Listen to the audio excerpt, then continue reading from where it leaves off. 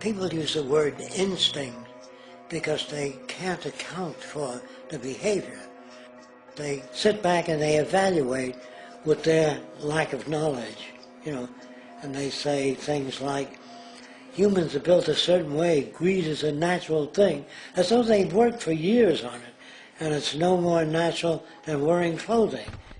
What we want to do is to eliminate the causes of the problems, eliminate the processes that produce greed and bigotry and prejudice and people taking advantage of one another and elitism, eliminating the need for prisons and welfare.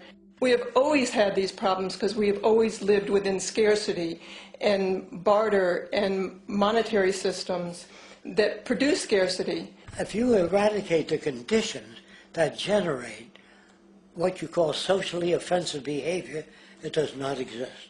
The guy said, well, isn't that inborn?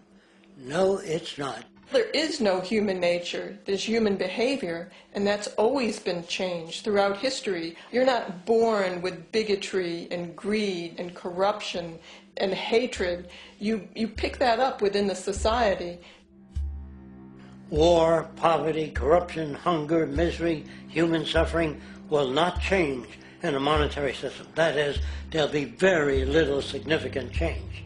It's going to take the redesign of our culture, our values, and it has to be related to the carrying capacity of the earth, not some human opinion or some politician's notions of the way the world ought to be, or some religious notions of the conduct of human affairs. And that's what the Venus Project is about. The society that we're about to talk about is a society that is free of all the old superstitions, incarceration, prisons, police, cruelty, and law. All laws will disappear, and the professions will disappear that are no longer valid, such as stockbrokers, bankers, advertising, gone forever, because it's no longer relevant. When we understand that it is technology devised by human ingenuity which frees humanity and increases our quality of life, we then realize that the most important focus we can have is on the intelligent management of the Earth's resources. For it is from these natural resources we gain the materials to continue our path of prosperity. Understanding this, we then see that money fundamentally exists as a barrier to these resources, for virtually everything has a financial cost. And why do we need money to obtain these resources? Because of real or assumed scarcity. We don't usually pay for air and tap water because it is in such high abundance, selling it would be pointless. So then, logically speaking, if resources and technologies applicable to creating everything in our societies, such as houses, cities, and transportation, were in high enough abundance, there would be no reason to sell anything. Likewise, if automation and machinery was so technologically advanced as to relieve human beings of labor, there would be no reason to have a job. And with these social aspects taken care of, there would be no reason to have money at all.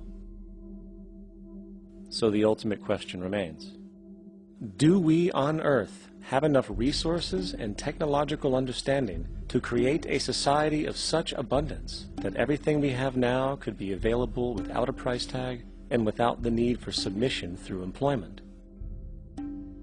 Yes, we do. We have the resources and technology to enable this at a minimum, along with the ability to raise the standard of living so high that people in the future will look back at our civilization now and gawk at how primitive and immature our society was. What the Venus Project proposes is an entirely different system that's updated to present-day knowledge.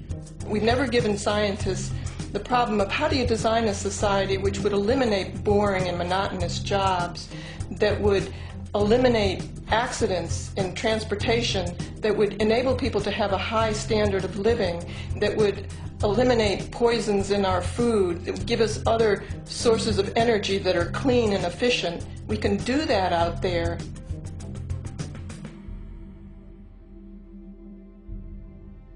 The major difference between a resource-based economy and a monetary system is that a resource-based economy is really concerned with people and their well-being, where a monetary system has become so distorted that the concerns of the people are really secondary, if they're there at all.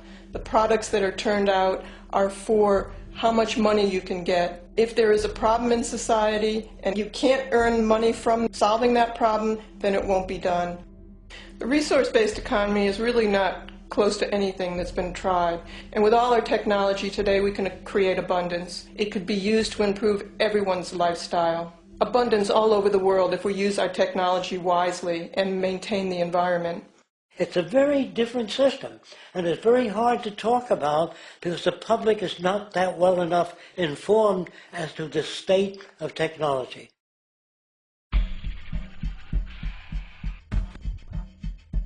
At present, we don't have to burn fossil fuels.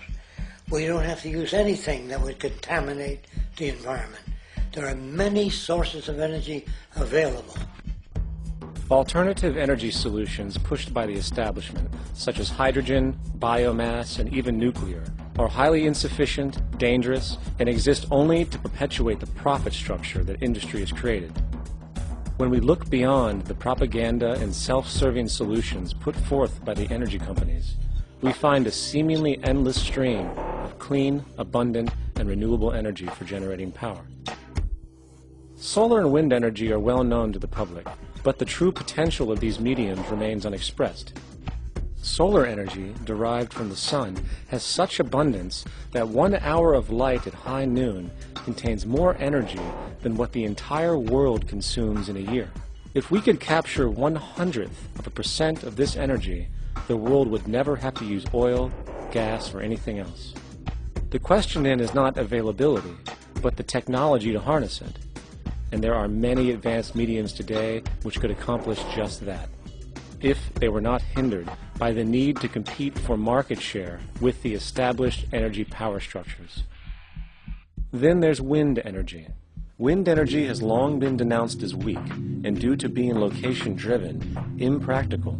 This is simply not true. The U.S. Department of Energy admitted in 2007 that if wind was fully harvested in just 3 of America's 50 states, it could power the entire nation. And then there are the rather unknown mediums of tidal and wave power. Tidal power is derived from tidal shifts in the ocean. Installing turbines which capture this movement generates energy.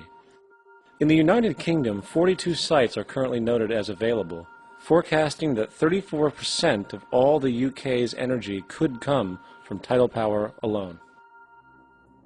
Wave power, which extracts energy from the surface motions of the ocean, is estimated to have a global potential of up to 80,000 terawatt-hours a year. This means 50% of the entire planet's energy usage could be produced from this medium alone. Now, it is important to point out that tidal, wave, solar, and wind power requires virtually no preliminary energy to harness, unlike coal, oil, gas, biomass, hydrogen, and all the others.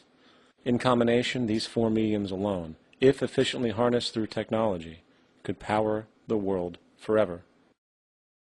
That being said, there happens to be another form of clean, renewable energy which trumps them all: geothermal power. Geothermal energy utilizes what is called heat mining, which, through a simple process using water, is able to generate massive amounts of clean energy. In 2006, an MIT report on geothermal energy found that 13,000 zettajoules of power are currently available in the Earth, with the possibility of 2,000 zettajoules being easily tappable with improved technology. The total energy consumption of all the countries on the planet is about half of a zettajoule a year. This means about 4,000 years of planetary power could be harnessed in this medium alone. And when we understand that the Earth's heat generation is constantly renewed, this energy is really limitless. It could be used forever. These energy sources are only a few of the clean, renewable mediums available, and as time goes on, we will find more. The grand realization is that we have total energy abundance without the need for pollution, traditional conservation, or, in fact, a price tag. And what about transportation?